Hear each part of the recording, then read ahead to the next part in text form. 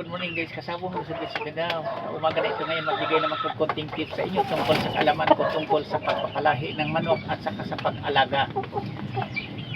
Tuloy-tuloy ang ulan pala ngayon dito sa amin dahil sunod-sunod ang bagyo. Baha dito sa mga lugar na kalapit sa amin na mababang lugar.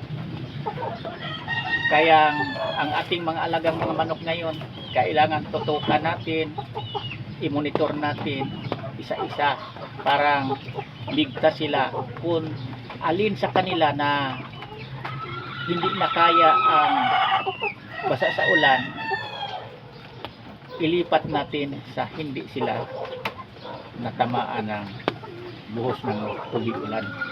Tulad nito, ito siya 3 months na, pero kaya niya, pag ganito nakalaki, kaya na niya ang dumiskarte kung hindi niya kaya na ang lamig.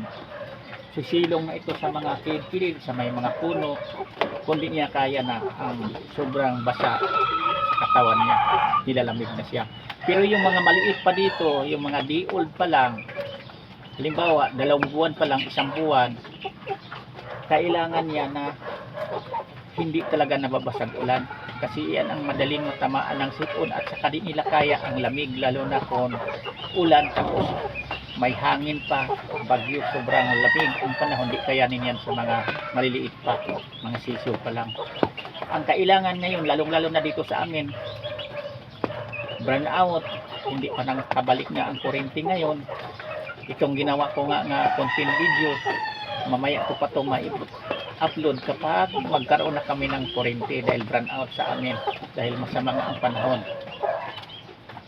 Ang kailangan sa mga di-old natin, tulad ng ginagawa ko brown out, kung maranasan yung nag-alagang mga manok, kung may mga sisiyo kayo maliliit pa, ilagay niyo sa karton. Ginagawa ko mismo yan, parang hindi siya lalamigin, mag-init lang din ang kanilang pangatawan kung nilalagay natin sa karton. Yan ang malaking bagay, malaking tulong sa ating mga sisiyo. Ilalagay natin muna sa karton habang brown out, walang ilaw.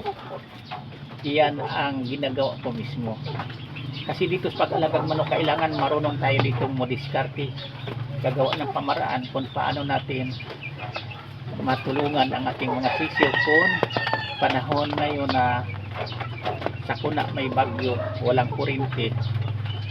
Siyempre kung nakalagay sa brooders ang yung mga sisiyo, mag-ingay yan sa sobrang lamig, madilim pa, walang ilaw, di sila sanay.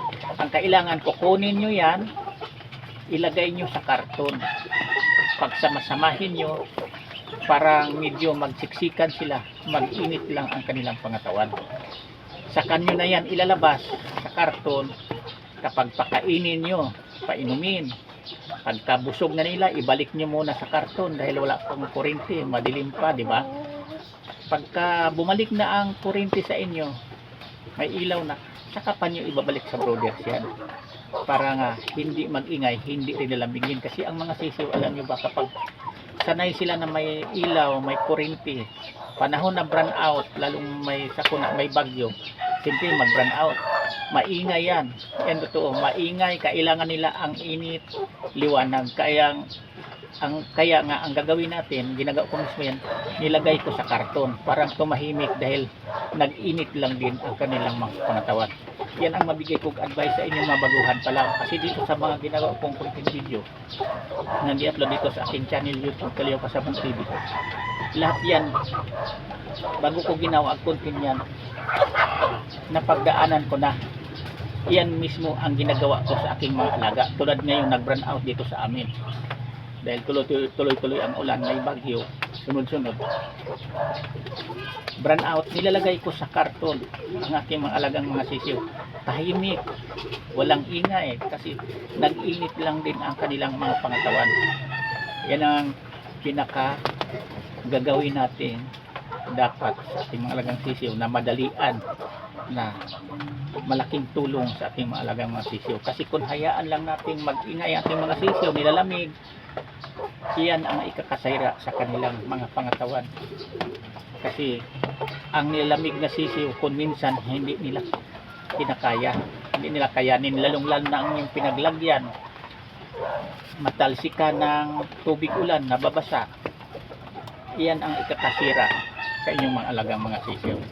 Kaya parang hindi mangyayari iyon na mayroon tayong masisira na alaga, iwasan natin, ilagay natin sa safety nga lugar.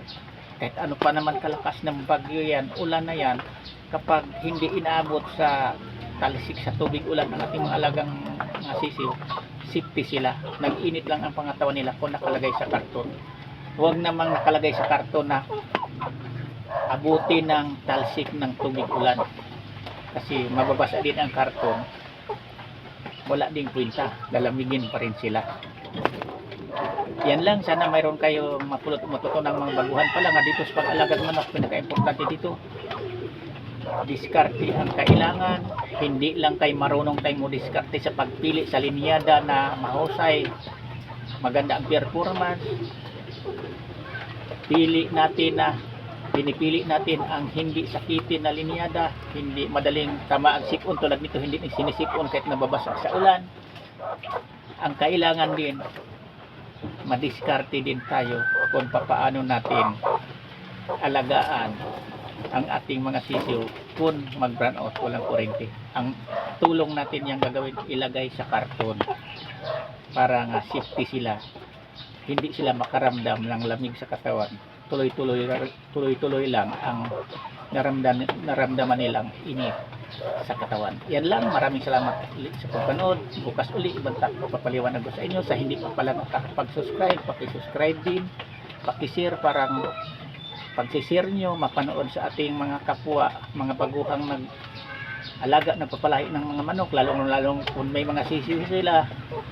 Panahon ngayon sa tag-ulan, laging may bagyo, mag-brown out, magagamit nila ang aking mga pamaraan sa ginagawa kong content video kung mapanood nila na ilagay muna sa karton ang ating mga alagang sisiw kung brown out sa inyong lugar. Yan lang, thank you uli, bye.